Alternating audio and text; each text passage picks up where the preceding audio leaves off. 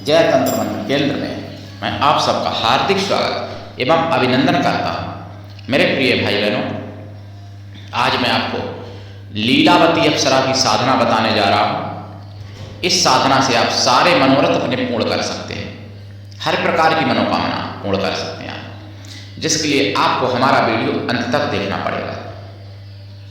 यदि आपने हमारा चैनल अभी तक सब्सक्राइब नहीं किया है तो तुरंत लाल वाली बटन दबाओ और घंटी बजा दो। कोई शुल्क एवं चार्ज नहीं कटेगा। आप हमारे वीडियो को फेसबुक पर, व्हाट्सएप पर, ट्विटर अकाउंट के माध्यम से और इंस्टाग्राम पर अधिक से अधिक शेयर करें। लाइक और कमेंट करना भी आपका धर्म है। दुनिया में जिसका कोई नहीं, मैं उसका हूँ। अगर आपको अपनों ने धोखा दिया है, यदि आपको परायों ने धोखा दिया है, तो आप एक बार मुझे अवश्य आजमाएं। हमारा मोबाइल नंबर है 9305 63 71 73। इसी नंबर पर संपर्क करें। हमसे बात करने का टाइम भारतीय टाइम के अनुसार दिन में दोपहर 12 बजे से 2 बजे के बीच का है। कभी कभार नंबर 12 से पहले भी खुल जाता है, कभी 2 के बाद भी खुलता है। कोई इमरजेंसी पर्व होता है तो नंबर नहीं खुलता है। अगर आप सच्चा, पवित्र, निस्वार्थ दिव्य प्रेम पाना चाहते हैं अथवा देना चाहते हैं तो आपका स्थान मेरे लिए मेरे प्राणों से भी करोड़ों गुना ऊपर है। मैं राष्ट्रीय अध्यक्ष कृष्णा दल आप सबसे निवेदन करता हूं, यदि आप मानवतावादी हैं अथवा आप सनातनी हैं तो मुझसे जरूर जुड़े। अगर आप में योग्यता हुई तो मैं आपको पदाधिकारी भी बनाऊंगा अपने संगठन में, कृष्णा दल में। ये कृष्णा दल हमारा, आपका, सबका एक परिवार है। आप देश विदेश में, विश्व के किसी भी कोने में रहते हैं, किसी भी जाति धर्म से हैं, कोई दिक्कत नहीं। आप हमारे दिए हुए ज्ञान से भरपूर लाभ उठा सकते हैं। मेरे प्रिय भाई बहनों, देखिए, मैं अप्सरा की साधना तो बताऊंगा ही, लेकिन मैं एक बात कहना चाहूंगा कि यदि आपको समझना है कि सनातन के साथ कितने षड्यंत्र हो रहे हैं और सनातनी भाई बहन कितने षड्यंत्र में फंसे गए हैं, यानी फंसे हैं, तो आपको 2024 8 मार्च का सुदर्शन चैनल पर शाम के 8 बजे वाला बिंदास बोल देख लेना चाहिए और 10 बजे वाला मिशन सागर सिपाही भी देख लेना चाहिए। 2024 8 मार्च का समझ में आ जाएगा कि कैसे कैसे षड्यंत्र होते हैं सनातन के खिलाफ और सनातनी लोग फंस जाते हैं। और दूसरी बात मैं ये कहना चाहूंगा कि लोग केवल लड़ाते हैं परिवार तोड़वाने के लिए। ये बहुत सी चीजें शुरू की गई कि बेटा का अधिकार की, बेटिया का अधिकार की, महिलाओं का अधिकार। महिलाओं का अधिकार क्या, कर्तव्य की बात करनी चाहिए। कर्तव्य के बिना जीवन में कुछ भी नहीं है, अधूरा है जीवन। कर्तव्य के बिना कुछ नहीं है। अधिकार महिलाओं को कौन छीन सकता है? किसमें इतनी ताकत है कि अधिकार किसने छीना हो महिलाओं का? हमारे माताओं बहनों का अधिकार, उनका सम्मान जितना तब था उतना अब ना है और ना अब हो सकता है। जितना तब था सम्मान सतयुग, त्रेता और द्वापर में, और कलयुग में भी मुगलिया शासन आने से पहले जितना माताओं बहनों का सम्मान था उतना सम्मान अब तो नहीं हो सकता। क्यों नहीं हो सकता? कि अब लड़के अधिकार लेने की बात हो गई है। ऐसा सिखाया गया, ऐसा पढ़ाया गया कि लड़के अधिकार लो, तो इसलिए वो सम्मान, वो प्रेम नहीं हो सकता। और माताएं बहनें भी शिक्षित पहले बहुत हुआ करती थी, अब उतनी शिक्षा नहीं है। मुगलिया शासन में तो नष्ट ही हो गई थी शिक्षा, और अब जो शिक्षा माताओं बहनों को दी जाती है वो उस तरीके की शिक्षा नहीं है जिससे वो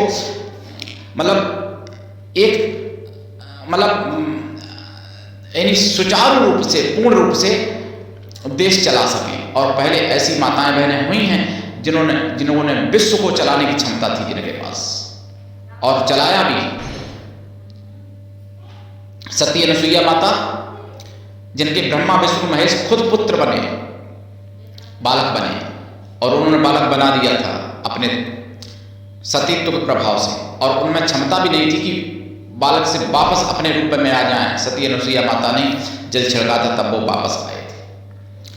उनका जितना सम्मान था, इतना सम्मान क्या आज के समय में किसी भी माता बहन का, किसी भी महिला का हो सकता है क्या? सावित्री माता जो यमराज से भी अपने पति को वापस ले आई, क्या उतना सम्मान माता बहन का हो सकता है? क्या कोई सरकार में ताकत है जो करवा दे उतना सम्मान? सीता माता, राधा माता और ना जाने कितनी सतियां हुई हैं, उनका जितना सम्मान प्रेम है और था उतना सम्मान क्या कोई सरकार करवा सकती है माताओं बहनों? ये केवल देश को, परिवार को तोड़ने के लिए ऐसी बातें पढ़ाई गई। और रही बात बीजेपी की भी मजबूरी है जो कि महिलाओं को सशक्तिकरण की बात करनी। महिलाएं सशक्त कब नहीं थी? महिलाएं तो तब सशक्त थी, अब सशक्त नहीं है। अगर सशक्त हों तो तलाकें ना हो और बलात्कार ना हो। जब महिलाएं सशक्त थी तब ना तलाक होती थी ना बलात्कार होते थे। तो महिलाएं तो अब अगर ये कहूं कि अशक्त या निशक्त हो गई हैं तो ये सत्य है। मेरे प्रिय भाई बहनों, महिलाओं को सशक्त बनने की जरूरत है और पूर्ण शिक्षित बनने की जरूरत है। शिक्षा जो होगी तो फिर सब कुछ हो सकता है संभव, सम्मान भी वो मिल सकता है। कलयुग में बहुत ऐसी माताएं बहनें हुई हैं जिनका नाम अमर हो गया, चाहे वो महारानी पद्मावती हों और चाहे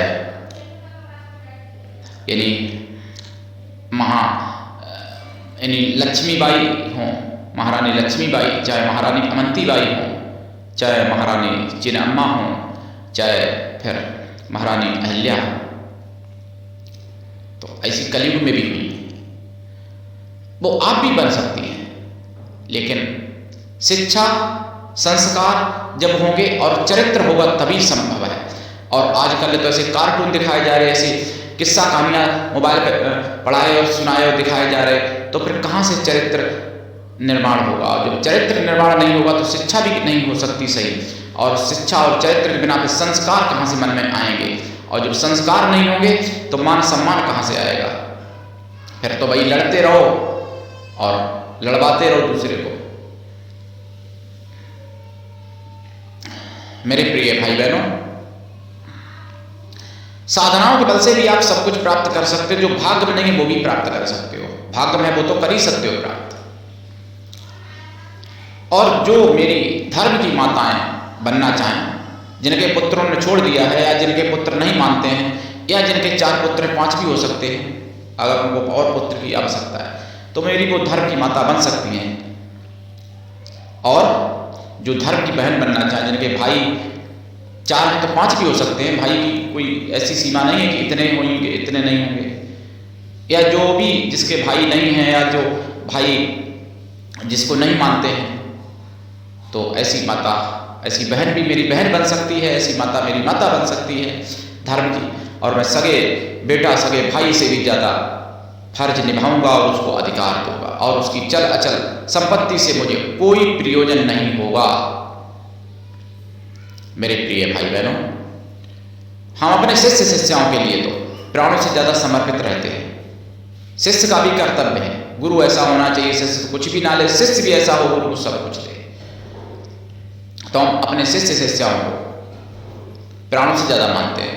अगर गुरु बनो तो वशिष्ठ ऋषि जैसे बनो, और अगर शिष्य बनो तो बर्बरीक जैसे बनो।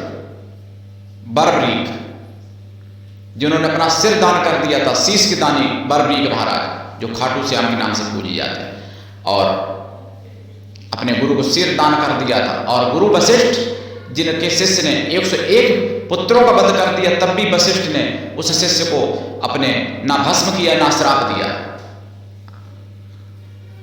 तो गुरु अगर बनो शिष्यों के लिए तो इतनी करुणा, इतनी दया, इतनी क्षमा होनी चाहिए, और शिष्य बनो तो इतना समर्पण होना चाहिए, तब कल्याण होगा। ये उदाहरण किसी ने नहीं अभी तक दिया। लीलावती अप्सरा की साधना पर आते हैं। साधना कैसे करें? पूर्व या उत्तर दिशा की तरफ मुख करके बैठे, लाल ऊनी आसन पर बैठे, लाल चंदन की माला से या रुद्राक्ष की माला से या लाल हकीक की माला से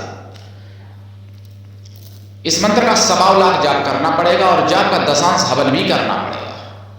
हवन का दशांश तर्पण, तर्पण का दशांश मार्जन, मार्जन का दशांश ब्राह्मण पवित्र पतिव्रता स्वासिनी स्त्रियों को भोजन करा दें, या फिर ब्राह्मण पवित्र कन्याओं को भोजन करा दें। कन्या या स्त्रियां किसी भी जाति वर्ण की हो सकती हैं, लेकिन वो मन से तन से पवित्र हों, शुद्ध शाकाहारी हों। मेरे प्रिय भाई बहनों, और मैं आपको बताऊं, इस साधना में आपको घी का दीपक जलाना पड़ेगा, खोया की मिठाई का प्रसाद रखें, पंचमेवा का प्रसाद रखें, और साधना रात्रिकालीन है। रात्रिकालीन साधना, साधना काल में ब्रह्मचर्य व्रत, एक टाइम भोजन, भूमि शयन आवश्यक है। साधना शुक्ल पक्ष में प्रारंभ करें और एकादशी से लेकर पूर्णिमा तक किसी भी दिन प्रारंभ कर सकते हैं। पूर्णिमा से करें, अति उत्तम होगा। दिन शुक्रवार या सोमवार को, अथवा रवि पुष्प, गुरु पुष्प, और वैसे ग्रहण, चंद्र ग्रहण या होली, दीपावली या सर्वार्थ सिद्धि योग इत्यादि शुभ पर्वों पर भी आप प्रारंभ कर सकते हैं इस साधना को। साधना काल में शुद्ध शाकाहारी रहें, और साधना के बाद भी शाकाहारी रहना पड़ेगा लाइफ टाइम, क्योंकि ये अप्सरा बहुत ही पवित्र और सौम्य है और सारे मनोरथों को पूर्ण करती है। ऐसा कोई मनोरथ नहीं है, ऐसी कोई इच्छा नहीं है जो पूर्ण ना कर सके। लीलावती अप्सरा है, ये अपनी लीला मात्र से ही आपको सुख संपन्नता से भर देती हैं, आपके जीवन में भंडार भर देती हैं सुख संपन्नता का।